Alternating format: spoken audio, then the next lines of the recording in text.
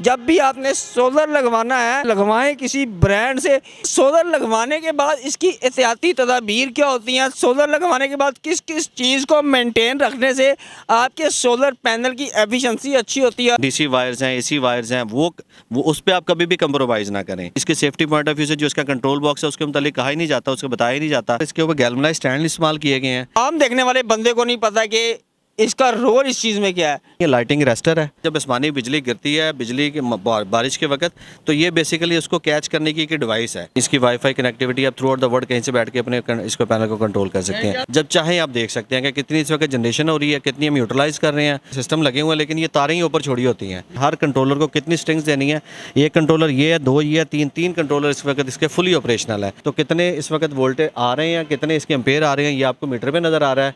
तीनों फेजेस की लाइट्स आपके पास ऑन नजर आ रही हैं, ऑपरेशनल है, फुली वर्किंग में है। बिजली से जान छुड़वा लें। महंगी बिजली के जो बिल आते हैं ना वो देख देख के आप अपना ब्लड प्रेशर हाई करना छोड़ दें, सोलर पे शिफ्ट कर लें। ये वो फैक्ट्री है जिसका बिल लाखों में आता था, कभी 8 लाख, कभी 10 लाख और कभी इससे भी ज़्यादा। 199 पैनल हमने इस वक्त इसको इंस्टॉल किया है। पैनल लॉन्जी हीमो 6 585 वाट का एक पैनल।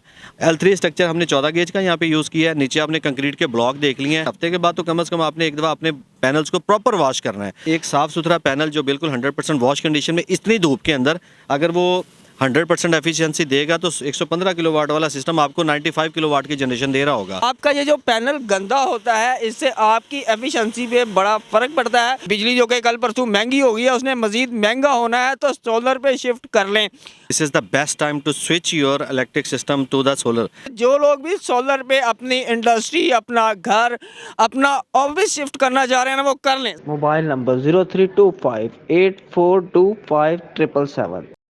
बिस्मिल्लाहिर्रहमानिर्रहीम, अस्सलाम वालेकुम नाज़रीन, आप देख रहे हैं बिज़नेस आइडियाज़ और मैं हूं राव अहमद। व्यूअर्स, आप लोगों से वादा किया था कि आप लोगों को सोलर की एक ऐसी साइट विज़िट करवाएंगे जहां पे सिस्टम लगा होगा। आज मैं मौजूद हूं शहर गुजरांवाला में एक आबशार पाइप फैक्ट्री। ये वो फैक्ट्री है जिसका बिल लाखों में आता था, कभी 8 लाख, कभी 10 लाख और कभी इससे भी ज़्यादा। सोलर लिंक कंपनी ने इनको यहाँ पे एक सिस्टम लगा के दिया, एक पूरा प्रोजेक्ट लगा के दिया। अल्हम्दुलिल्लाह उसके बाद इनका बिल ख़त्म हो गया। आप मेरे लेफ़्ट राइट देख सकते हैं कि बेतहाशा पैनल लगे हुए हैं। मेरे साथ मौजूद हैं गफ़ार भाई, इनसे पूछते हैं कि इनका बिल कितना आता था, इनको कितनी प्लेट्स के साथ कौन सा सेटअप लगा के दिया कि इनका बिल ज़ीरो हो गया। और मेरे जो देखने वाले व्यूवर्स हैं उनके घर का बिल, उनकी फैक्ट्री का बिल कैसे ज़ीरो हो सकता है। आज की वीडियो आपने स्किप नहीं करनी, बड़ी ही मज़ेदार वीडियो होने वाली है। अस्सलाम वालेकुम गफ़ार भाई। वालेकुम अस्सलाम वरहमतुल्लाहि वबरकातुहू। सबसे पहले तो हमने अपने व्यूअर से वादा किया था कि हम उनको अपना एक प्रोजेक्ट विजिट करवाएंगे। आज हम शहर गुजरांवाला में मौजूद हैं। सबसे पहले तो मुझे ये बताएं, ये आबशार पाइप फैक्ट्री वाले जब इन्होंने आपसे रब्ता किया, ये आपके पास आए, तो इनकी इस फैक्ट्री का बिल क्या था, ये किस चीज़ से परेशान थे? देखें, बिस्मिल्लाहिर्रहमानिर्रहीम, सबसे पहले तो आपका शुक्रिया जी, आप अपने कीमती वक्त में से आज इतना दूर हमारे साथ फिर सफ़र करके आए हैं। वादे के मुताबिक बहुत सारे प्रोजेक्ट इस वक्त पाइपलाइन में है। लास्ट वीडियो में भी बताया था कि अब हम जो भी साइट पे जाएंगे या जो साइट हमारी कंप्लीट हो रही होगी हम आपको फिज़िकली उसका विजिट भी करवाएंगे और उसका प्रोडक्ट एनालिसिस के साथ साथ उनका जो बिल का जो मेन इशू है इस वक्त पाकिस्तान में उसके रेलिवेंट चीज़ों को भी हम डिस्कस करेंगे। तो जैसा कि आपने इंट्रो में बता दिया कि ये फैक्ट्री है, इनका लोड तो वैसे इससे बहुत ज़्यादा है। हमने यहाँ पर जो सिस्टम इस वक्त डिप्लॉय किया है वो 115 किलोवाट का है। हवावे का 115 किलोवाट का इन्वर्टर नीचे है जो आप आपको नीचे जाके दिखाएंगे। यहाँ पे जो पैनल लगे हुए हैं, पैनल की बात करें तो लॉन्जी कंपनी है, 585 वाट का ये एक पैनल है। और यहाँ पे इस वक्त 189 पैनल है, 199 पैनल हमने इस वक्त इसको इंस्टॉल किया है। और इससे ज़्यादा कैपेसिटी छत पे हमें अवेलेबल नहीं थी। जितनी कैपेसिटी थी मैक्सिमम यूटिलाइज़ की गई है। 585 वाट के साथ इससे ज़्यादा पैनल लग नहीं सकते थे। अब ये पैनल आपके सामने लगे हुए हैं, इनकी नेट मीटरिंग पिछले महीने हमने ऑन कर दी है। और बिल की बात आपने पहले बता दिया, मिलियंस में बिल होते हैं ना, फैक्ट्री या इंडस्ट्री या इनका लाखों में तो होते नहीं। तो ये मिलियंस, हाफ मिलियंस या मतलब इससे भी ज़्यादा बिल्स हैं। जितना लोड चल रहा है वो इस लगाए गए सिस्टम से स्टिल ज़्यादा है। लेकिन जो अवेलेबल स्पेस थी मैक्सिमम हमने इसको यूटिलाइज़ करते हुए 115 किलोवाट का सोलर सिस्टम इसको कमर्शियल इंडस्ट्रियल हमने लगा दिया है। नेट मीटरिंग इसकी हमने ऑन की है लास्ट मंथ के अंदर। का जो पहला आएगा उसी पे एग्जैक्ट हम कैलकुलेशन दे देंगे। लेकिन मैं अभी आपको बता देता हूं कि अब अगर इनका बिल इस वक्त मिलियन आ रहा था तो ये अगर ज़ीरो नहीं तो ज़ीरो के नज़दीक ये पहुंच चुके हैं। नहीं तो ज़ीरो के नज़दीक नज़दीक पहुंच चुके हैं। ये कह रहे हैं कि भाई अभी इनके मज़ीद पैनल्स की ज़रूरत थी, लेकिन इनके पास इतनी जगह अवेलेबल नहीं थी कि मज़ीद पैनल लगा के इनके जो से प्रोजेक्ट है उसको एक्सटेंड किया जाए। आप चेक करें जी, 189 इन्होंने बोला है कि ये पैनल लगे हुए हैं। अच्छा सर, ये जो पैनल लगा हुआ है कौन सी कंपनी का और कौन सा पैनल लगा हुआ है? ये 5th जनरेशन के बाद हमारी जो नई कंपनी हर कंपनी जो सोलर की है वो इस वक्त जो पैनल लेके आ रही है वो 6th जनरेशन का पैनल है जो कि एन टाइप है। ये चूँकि हम बिल्कुल ऑन द बॉर्डर थे जब हमारा 5th जनरेशन पैनल ऑब्सलीट होने जा रहा है और 6th जनरेशन एन टाइप की तरफ कन्वर्ट हो रहे हैं सारी की सारी इंडस्ट्री भी और सारी सोलर इंडस्ट्री भी। उससे पहले इनकी इम्पोर्ट अपनी है, इन्होंने पैनल हमसे हमारे थ्रू डायरेक्ट इन्होंने इम्पोर्ट किया हुआ है, पूरा कंटेनर इनको बाय किया। ये प्रोजेक्ट 115 किलोवाट का है और नेक्स्ट इनके जो 2 या 3 प्रोजेक्ट पाइपलाइन में है जिसका हम आज थोड़ा सा ओवरव्यू लेंगे नेक्स्ट वीडियो में इंशाल्लाह वो भी दे देंगे। वो इससे 3-4 गुना बड़े हैं, वो 600 किलोवाट से 1000 किलोवाट का है। जहाँ तक पैनल का आपने क्वेश्चन किया तो पैनल लॉन्जी हीमो 6 585 वाट का एक पैनल और इस वक्त 189 पैनल इस पे लगे हुए हैं। 115 किलोवाट हवावे का इन्वर्टर है। जो न्यू टेक्नोलॉजी आई है हीमो 6, आपने उस पैनल के साथ ये प्रोजेक्ट लगाया है और अल्हम्दुलिल्लाह जी ये इनका प्रोजेक्ट स्टार्ट है, वर्किंग कर रहा है। नीचे से भी आपको दिखाता हूँ। अच्छा, हीमो 6 एन टाइप इसको बोला जाता है। आई थिंक इसका जो इस टाइम करंट रेट चल रहा है वो क्या चल रहा है? अच्छा, हीमो 6 जो है ना ये अपडेटेड वर्जन है हीमो या जो हमें स्पीड टाइप टेक्नोलॉजी कहते हैं। इसका जो एन टाइप जो लॉन्जी कंपनी लेके आ रही है ना वो हीमो 7 पे आएगा। ये हीमो 6 अपडेटेड वर्जन है पी टाइप पैनल्स का, इसको हम एन टाइप बोल नहीं सकेंगे। अच्छा, इसके ऊपर 189 पैनल मैंने आपको बता दिए हैं, रेट मैं आपको बता देता हूँ। उससे पहले व्यूअर्स के लिए बता दूँ कि यहाँ पे फैक्ट्री की स्पेस अवेलेबल स्पेस के हिसाब से पैनल्स मैंने बता दिए कौन से लगाए हैं। इसके नीचे जो हमने स्ट्रक्चर यूज़ किया है ना, ये अगर हमारे कैमरा मैन दिखा सकें तो ये L3 का स्ट्रक्चर है। L3 दिखाए जी, L3 स्ट्रक्चर क्या होता है? अब जब आप पैनल लगवा रहे होते हैं तो ये चीज़ें बड़ी ज़रूरी होती हैं, इनका आपको पता होना चाहिए कि आपका पैनल जिस जगह पे लग रहा है, कल को अल्लाह अगर अंधेरी आती है, कोई मसला मसला रहता है तो आपका पैनल इतना, ये चेक करें जी, प्रॉपर इन्होंने स्ट्रक्चर बना के लगाया। तो उसको ये भी बताइएगा कि जब वो अपने घर पे या अपनी फैक्ट्री पे कहीं पे भी लगवाएं तो इनमें किस किस चीज़ की एहतियात ज़रूरी होती है? देखें, इसमें सारे कंपोनेंट एक दूसरे के साथ जुड़े हुए हैं, किसी पे भी कंप्रोमाइज़ नहीं कर सकते। जो भी कंपनी, मैं जैसे अक्सर हर जगह पे हर दफ़ा ये बात बोलता हूँ कि जहाँ पे अब ये, क्योंकि one time investment for a life है, आपने जब भी लगवाना है इसको, एक तो सबसे पहले तो इसकी जो कैलकुलेशन है, जो इसकी जिसे कहते हैं ना कि डायग्नोस किया जाए कि हमारा एग्जैक्टली स्पेस अवेलेबल कितनी है, उस पर हम पैनल यूज़ कौन सा करें तो हमें जनरेशन कितनी मिलेगी, इस पर हम स्ट्रक्चर कौन सा लगाएंगे। स्ट्रक्चर L2 भी होता है, जैसे मैंने बताया यहाँ पे L3 लगाया, अगर L2 लगाती हैं तो ये 189 से कम होकर 150 पे आ जाते हैं, इससे ज़्यादा हम लगा नहीं सकते। स्पेस हमारे पास चूँकि टिनी थी, उसके अकॉर्डिंगली जब बेस्ट डिज़ाइनिंग जो हमारा इंजीनियरिंग डिपार्टमेंट है उसने डिज़ाइन किया तो L3 स्ट्रक्चर के पॉइंट ऑफ व्यू से हम मैक्सिमम हम जो पैनल को यूटिलाइज़ कर सकते थे। L3 स्ट्रक्चर हमने 14 गेज का यहाँ पे यूज़ किया है। नीचे आपने कंक्रीट के ब्लॉक देख लिए हैं, वो रिक्वायरमेंट से भी हमने बड़े बनाए हैं और बड़े मजबूत बनाए हैं। ये 3-4 चीज़ें हैं। सबसे पहले तो हमने स्ट्रक्चर को मजबूत करना है, उसके बाद पैनल अच्छे वाला यूज़ करना है, फिर उसके साथ हमारे ऑब्वियसली जो केबल नेटवर्क है, एसेसरीज़ हैं, जो मेन चीज़ जिन्होंने सारे करंट को सप्लाई करना है और नीचे इन्वर्टर तक लेके जाना और फिर आगे से वापडा की कनेक्टिविटी, इवन दो आपकी इन ऑन ग्रिड है या ऑफ ग्रिड है या आप हाइब्रिड पे चला रहे हैं और प्लस नेट मीटरिंग यूज़ कर रहे हैं, तो ये सारे कंपोनेंट एक दूसरे के साथ अटैच्ड है।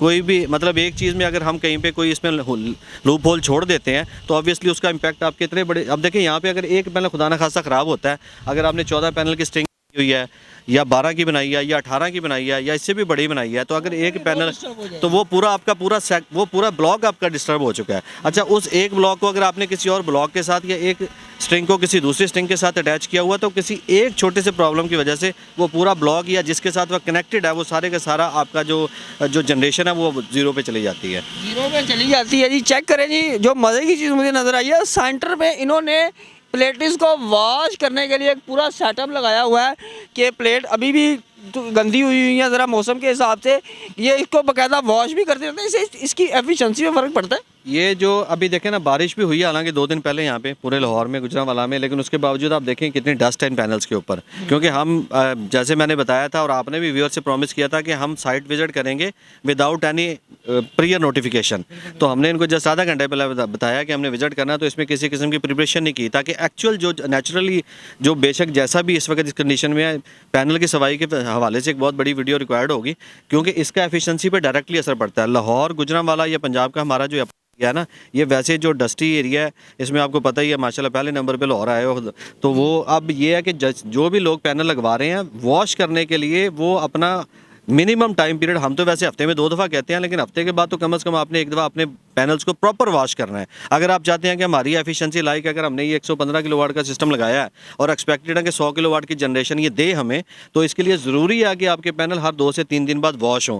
इस कंडीशन के अंदर इसके अभी इस वक्त अगर मैं आपको अपनी केमिस्ट्री के पॉइंट ऑफ व्यू से या इसकी कैलकुलेशन में बताऊं, तो अगर जहाँ पे एक साफ़ सुथरा पैनल जो बिल्कुल 100% वॉश कंडीशन में इतनी धूप के अंदर अगर वो 100% एफिशिएंसी देगा, तो 115 किलोवाट वाला सिस्टम आपको 95 किलोवाट की जनरेशन दे रहा होगा। यानी कि यूनिट पॉइंट ऑफ व्यू से कैलकुलेशन मैं बाद में बताऊंगा, अब वो कंफ्यूज हो जाएगी पब्लिक। अब अगर इस हालत में होगा, इस हालत में इसकी आपकी 15 से 20%, तो अभी से ये लो दे रहा है। 15 से 20% का क्या मतलब है? 100 किलोवाट की जनरेशन देनी थी, अब ये 75 to 80% पे दे रहा है, तो ये हेल ऑफ अमाउंट बनती है इन केस ऑफ जनरेशन। देखिए जी, मेन मकसद इस बात का था कि आपका ये जो पैनल गंदा होता है, इससे आपकी एफिशिएंसी पे बड़ा फ़र्क पड़ता है। तो इसको साफ़ रखने से भी आपकी प्लेट की एफिशिएंसी जो सी है वो मज़ीद अच्छी हो जाती है। अच्छा सर, लोग व्यू भी देते हैं अपने व्यूवर्स को, कैमरा चेक करें जी, ये सारे इनके पैनल्स लगे हुए हैं और इस टाइम ये वर्किंग में है, नीचे चल रहा है, वो जाके विजिट करवाते हैं। जी बिल्कुल, अभी आप मेन ऑपरेशनल पे मैं इसको इन्वर्टर पे लेके जाता हूँ आपको, जहाँ पे मेन कैबिनेट्स हैं, इन्वर्टर्स हैं, जो इसका कंट्रोल रूम है, वहाँ पे आपको दिखाता हूँ। ये 100% ऑपरेशनल है, 100% ऑपरेशनल है। आपको नीचे जाके इनका ग्रीन मीटर भी चेक करवाते हैं, जो नीचे सेटअप लगा हुआ है वो भी चेक करवाते हैं।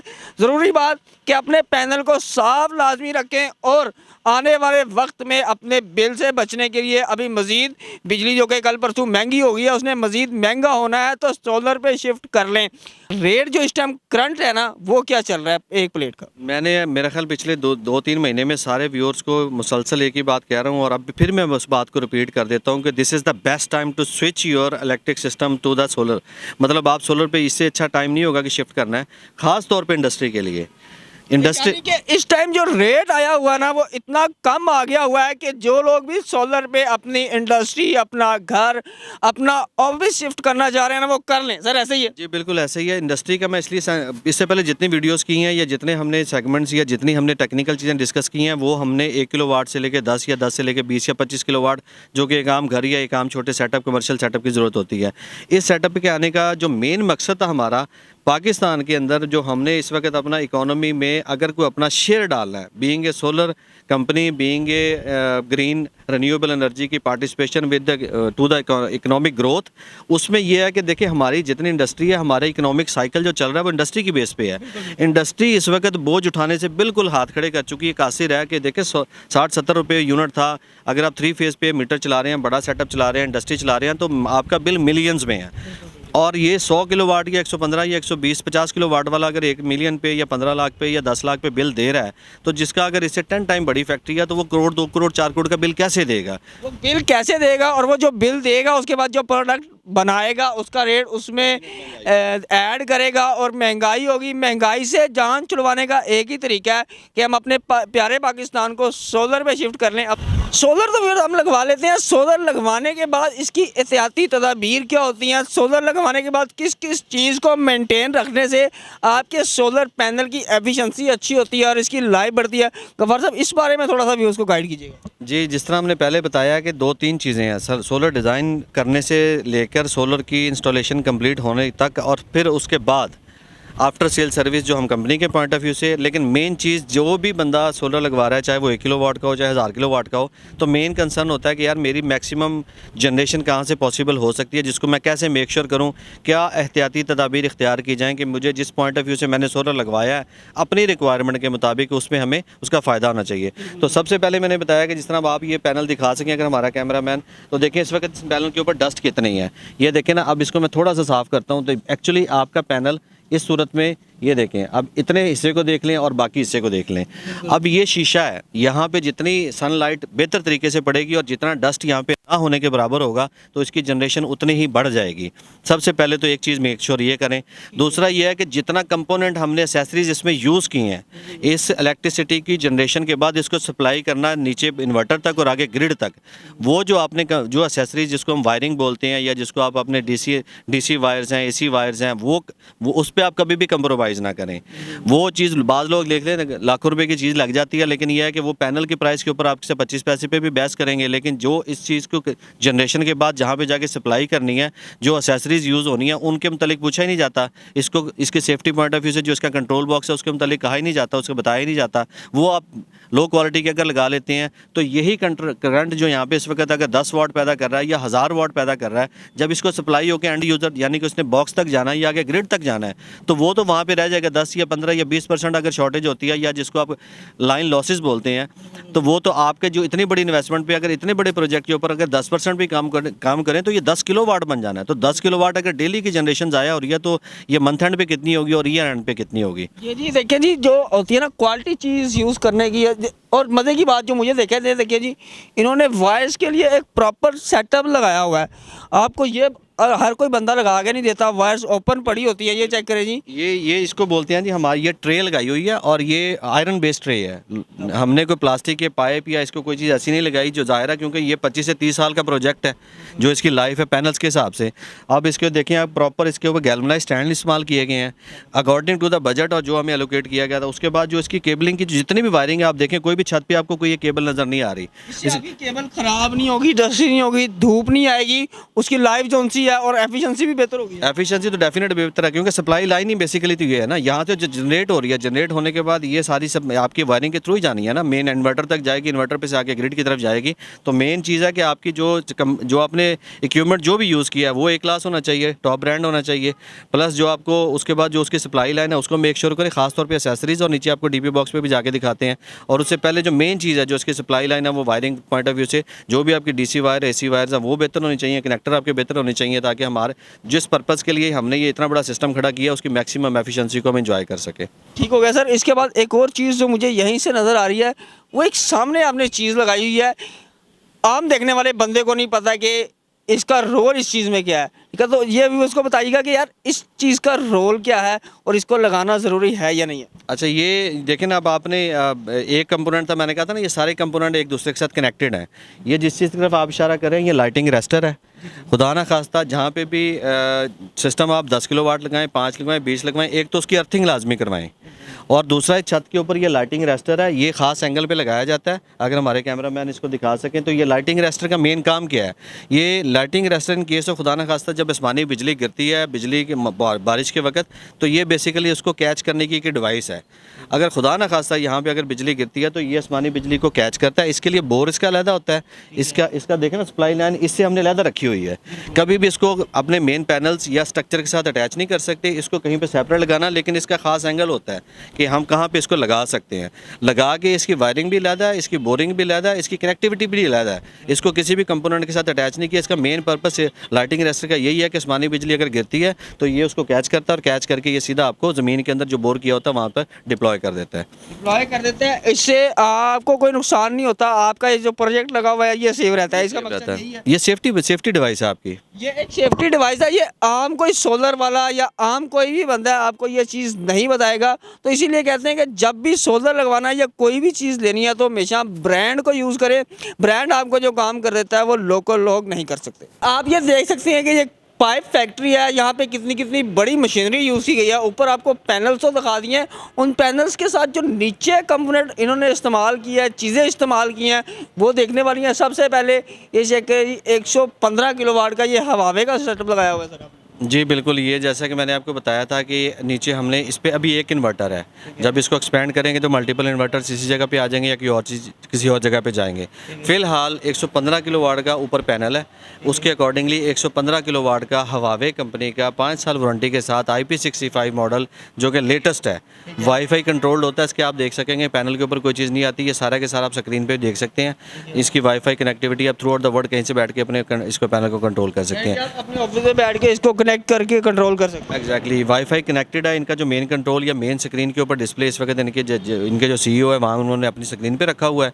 इसको वहाँ पे वो डेली बेसिस पे हर घंटे या मिनट बाद, यानी कि क्योंकि ऑनलाइन है, जब चाहें आप देख सकते हैं कि कितनी इस वक्त जनरेशन हो रही है, कितनी हम यूटिलाइज़ कर रहे हैं और कितनी आगे ग्रिड को फीड हो रही है। ठीक है, ये कितनी हमारी सेव हो रही है। अब व्यूवर्स उसके बाद कैमरा को मैं कहूँगा क्लोज आए और आगे ये चीज़ें दिखाए जी कि इन्होंने जो इसकी कहते हैं ना वायरिंग कर दी हुई है। वायरिंग बड़ी ही कमाल है।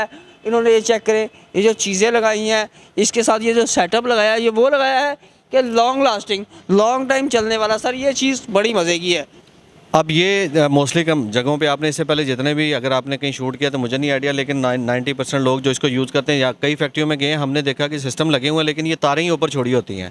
अब ये मेन सप्लाई लाइन आ रही है, जैसे कि मैंने छत पे आपको बताया था कि हमने इसको बाकायदा इसको प्रॉपर एक वायरिंग का पहले तो अच्छा कंपोनेंट यूज़ किया है डीसी और एसी वायर्स के लिए। सेकेंडली उसको सिक्योर करने के लिए वेदर शील्ड के तौर के ऊपर हमने इसको बाकायदा मेटल के बेस के अंदर हमने इसको जो उसके पाइपिंग उसको वायरिंग को कवर करने के लिए वो डक्टिंग जो इस्तेमाल किया। अब अगर आप ऊपर से देखें तो ये देखें छत से भी ये सेम डक्टिंग आ रही है, नीचे यहाँ पर इसकी मेन लाइन है, ये उससे भी बड़ी हो गई है। यहाँ पे इसकी एसी वायरिंग भी साथ में इंक्लूड हो गई है। ये इसका मेन इन्वर्टर है। इसके ये नीचे अगर आप देख सकें, कैमरामैन अगर नीचे से भी दिखा सकें, तो ये जितने स्ट्रिंगें हम ऊपर से लेके आ रहे हैं 1 2 3 4 5, ये इसके 3 तो बड़े कंट्रोलर हैं। इसके बाद इसके जितनी ये वायरिंग आपको नजर आ रही है, ये स्ट्रिंग बेस है। जितने ऊपर हमने स्ट्रिंगें बनाई हैं उनकी 1 1 2 2 4 4 जितनी हमने स्ट्रिंग बनाई है, हर कंट्रोलर को कितनी स्ट्रिंग्स देनी है, एक कंट्रोलर ये है, 2 ये है, 3 कंट्रोलर इस वक्त इसके फुली ऑपरेशनल है। ये सारे के सारे इसके अंदर कनेक्टेड हैं और इसकी सेफ्टी के लिए हमने, क्योंकि ये हैवी ड्यूटी और इन्होंने बिल्कुल अपने मेन गेट के साथ इसको लेआउट किया हुआ है, तो इसकी सेफ्टी के लिए उन्होंने सेफ्टी ग्रिल अपने तौर पे लगा दी है। हमने अपनी चीज़ों के कंपोनेंट को सेफ्टी करने के लिए हमने बाकायदा इसको कवर किया हुआ है। कवर कर दिया होगा। आप ज़रा इसके डीपी बॉक्स जिसको कहते हैं जी, उसकी तरफ चलते हैं और उस पर आपको दिखाते हैं कि ये पूरा एक सेटअप लगा हुआ है। सर इसके बारे में थोड़ा सा बताइए। यहाँ पे ये मेन कंट्रोलर, ये तो हो गया ना आपका इन्वर्टर। इन्वर्टर के बाद इन्वर्टर को जो कंट्रोल या सेफ्टी पैनल के तौर पे ये हमारी इसके डीपी बॉक्स भी कहते हैं, डिस्ट्रीब्यूशन बॉक्स भी बोलते हैं। इसके अंदर जितनी स्ट्रिंगें लगाई जाती हैं ये उसके हिसाब से हमने ब्रेकर फिटिंग की है। अगर सबसे ऊपर आप इस वक्त 3 फेज़ चूँकि सेटअप होते हैं बड़े वाले, तो कितने इस वक्त वोल्टेज आ रहे हैं, कितने इसके एम्पेयर आ रहे हैं, ये आपको मीटर पे नज़र आ रहा है। तीनों फेजेस की लाइट्स आपके पास ऑन नज़र आ रही हैं, ऑपरेशनल है, फुली वर्किंग में है। जितनी हमने स्ट्रिंगें यूज़ की हैं, अब उसको PV1 PV2 PV3 4 5 इसी तरीके से ये टोटल हमने जितनी स्ट्रिंग यूज़ की हैं, ये सारों के सेपरेट ब्रेकर लगे हुए हैं जो कि हमने श्राइडर कंपनी के इस्तेमाल किए हैं। और नीचे ये आपको उसको इसकी SPDG और किसी भी सर्च की सूरत में इसको आपको प्रोटेक्शन देती है। वो लगा दी हुई है, ये पूरा सेटअप लगा दिया हुआ है, यानी कि आपने किसी स्ट्रिंग को अकेली को बंद करना है, आप उसको यहाँ से बंद कर सकते हैं। जी बिल्कुल, आपने ये अच्छा क्वेश्चन पूछ लिया। मैंने ऊपर आपको ये बताया था कि खुदा ना खास्ता कोई एक पैनल या एक स्ट्रिंग के अंदर कोई एक पैनल डैमेज हो जाता है या वर्किंग छोड़ जाता है या उसके एम्पेयर यहाँ पे हम मॉनिटर कर रहे होते हैं कि कम आ रहे हैं, तो उसको पहले आइडेंटिफाई किया जाता है और स्पेसिफिकली, और यहाँ से उसको हम ऑफ करके फिर उसकी जाके इंस्पेक्शन करते हैं। अगर वहाँ पे कोई रिक्वायर्ड है, उसको रिप्लेस करना है, उसको रिपेयर करना है या जो व्हाट्सएवर, उसी के रेलिवेंट सिर्फ ब्रेकर को ऑफ करेंगे, पूरा सिस्टम ऑफ करने की ज़रूरत नहीं है। पूरा सिस्टम ऑफ करने की ज़रूरत नहीं है। वो लोग जो इंडस्ट्री में लगाना चाह रहे हैं, अपने बड़े बड़े ऑफिस में लगाना चाह रहे हैं, उन लोगों के लिए ये वीडियो है कि ये चीज़ें जो सी है ये आपको कोई नहीं बताएगा, कोई नहीं लगा के देगा। ख़ास तौर पे ये देखें जी इनकी डक्टिंग, उसके बाद ये अलग-अलग ब्रेकर, उस पर लिखा हुआ है जी ये कौन सा PV1 है। इसी तरह इसके नीचे भी इन्होंने बाकायदा नंबरिंग की हुई है, लिखा हुआ है कि कोई एक चीज़ ख़राब होती है तो ईजीली आम से बंदे को भी पता लग जाए कि जी मैंने इसको ऑफ करना है, उसके बाद मैंने इनसे रेलिवेंट बंदे को बुलाना है। बिजली से जान छुड़वा लें, महंगी बिजली के जो बिल आते हैं वो देख देख के आप अपना ब्लड प्रेशर हाई करना छोड़ दें, सोलर पे शिफ्ट कर लें। ये आप लोगों के लिए बेस्ट टाइम है। सोलर के रिलेटेड कोई भी आप इन्फॉर्मेशन लेना चाह रहे हैं, सोलर लिंक कंपनी के इनकी लाहौर में ब्रांच है, सरगोदा में ब्रांच है, उसके अलावा इस्लामाबाद में ब्रांच है। आप रब्ता करें, रेलिवेंट बंदा आपको प्रॉपर एक डिटेल देगा। मैं फिर कहता हूँ खुदारा जब भी आपने सोलर लगवाना है तो सोलर लिंक से बेशक ना लगवाएं, लेकिन लगवाएं किसी ब्रांड से जो आपको कल को 2 साल बाद 4 साल बाद कोई टेंशन ना हो, आपका लॉन्ग लास्टिंग काम हो। ये वो इन्वेस्टमेंट है जो आपने एक बार करनी है और आपने लॉन्ग टाइम चलानी है। व्यूअर्स, उम्मीद है आज की वीडियो अच्छी लगी होगी। अब तक के लिए इतना ही। अल्लाह हाफिज़।